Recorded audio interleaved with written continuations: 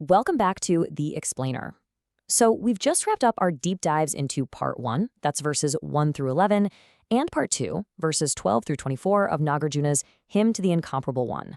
And, now it's time to zoom out. I am so excited to synthesize the big picture here. We're going to look at the deep, overarching conclusions of this ancient Majjhimaka masterpiece.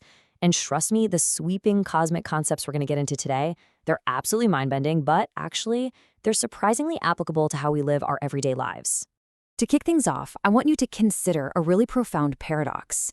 How do you save a world that is only an illusion?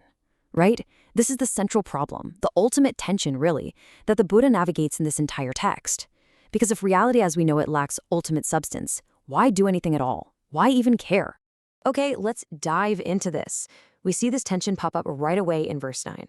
Nagarjuna writes, "You have no notion of being at all, but you have infinite compassion towards miserable sentient beings." Just kind of sit with that apparent contradiction for a second. We're looking at a being who acts endlessly, with boundless compassion, for a world he perfectly knows lacks inherent absolute existence. How is that even possible? Well, to unravel this mystery, we first need to understand exactly how this philosophy views our everyday reality. Section 1, the grand illusion. Nagarjuna gives us these absolutely beautiful, evocative metaphors. The Majjhimaka view sees all phenomena, literally everything you see, touch, feel, and experience, as moonlit shadows on a tranquil lake. It's a magical play, or a shimmering rainbow, or even a transient dream. And this brilliantly illustrates a core idea. Things are there, yet not there. Think about it. When you look at a rainbow, you see it vividly, right? But if you reach out and try to grab it, there is nothing solid to actually hold on to. And that is exactly how Nagarjuna wants us to view the world around us. Section 2, the union of two truths. So if everything is an illusion, how do we actually function? Well, what's really interesting about this next concept is how Nagarjuna perfectly balances the scales by breaking reality down into the union of two truths. On one side, we have conventional truth. This is the realm of everyday function, dependently co-arising phenomena, and physical appearances. It's the world of cause and effect where our actions absolutely do matter. On the flip side is ultimate truth, which is the emptiness of inherent existence.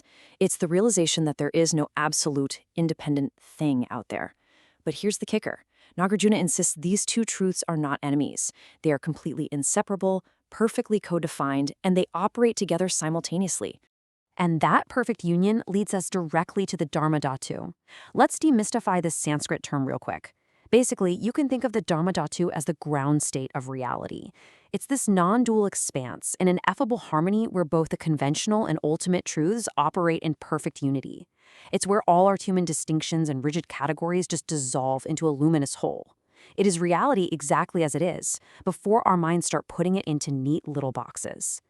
But our brains love putting things into boxes. So Majjhimaka uses a specific logic to break that habit, called the tetralemma. It goes like this. It is 1, not this, 2, not that, 3, not both, 4, not neither. It's kind of like thinking of a wave in the ocean. Is the wave the ocean? Well, not exactly. Is it not the ocean? Not that either. This 4-step logic brilliantly forces the mind to let go of extremes. It lets us simply rest in the inconceivable nature of reality without trying to rigidly define it.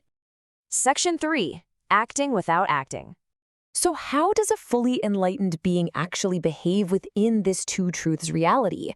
Verse 7 gives us this absolute wonder of a poetic contradiction. Nagarjuna writes, "O Master, you have uttered not a syllable, yet you satisfied the trainees by raining down the nectar of profound teaching." It's wild, right? The Buddha teaches without teaching. This introduces the concept of adapted skillful means. The Buddha interacts with the conventional world using whatever tools are necessary to help sentient beings, completely free from the illusion that his words are absolute, rigid realities. This is exactly what it means to be acting without acting. An enlightened being is praising without praising, perceiving without perceiving, knowing without knowing.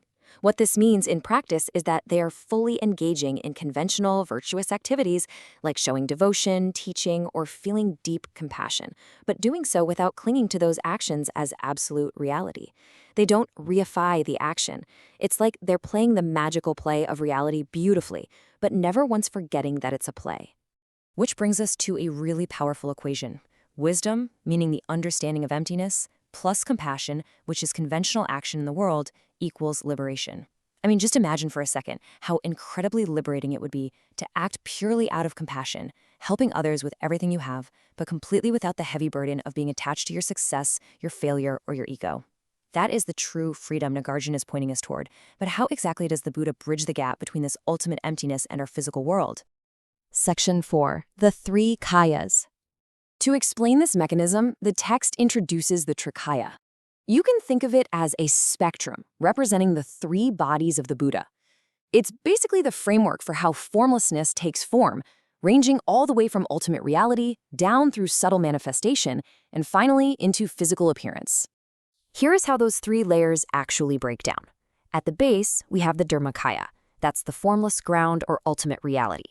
Next up is the sambhogakaya, consisting of subtle, luminous manifestations. And finally, the nirvāṇakaya, which are the physical, earthly manifestations. So when the historical Buddha was physically born in Lumbini, that was the nirvāṇakaya.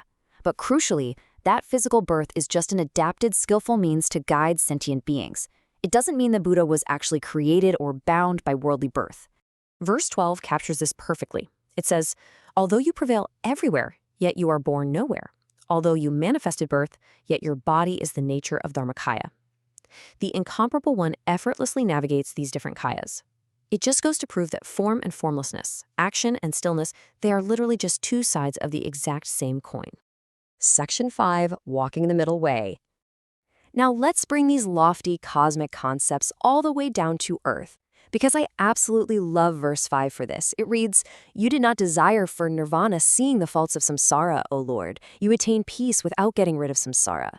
So the crucial point here is that we do not have to reject or escape or run away from our messy conventional world to find peace.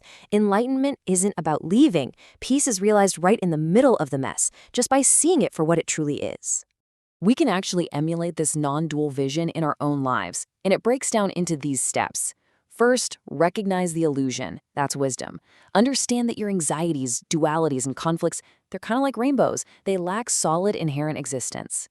Second, engage with the world anyway. That's compassion. And third, act without absolute attachment. That's liberation. By doing this, we harmonize those tough dualities of pleasure and pain, success and failure, and we start walking the true middle way. And the hymn beautifully concludes its message by dedicating merit, but doing so without dedicating merit. Even this final, generous act of wishing universal enlightenment for all beings is held lightly. It is done playfully, beautifully, and compassionately, but utterly without rigid attachment to the outcome. Which leaves us with a final thought to carry forward. As you step out of this explainer and back into the magical play of your own karmic cycles, I want you to ask yourself, how can you act with endless compassion today without being attached to the result?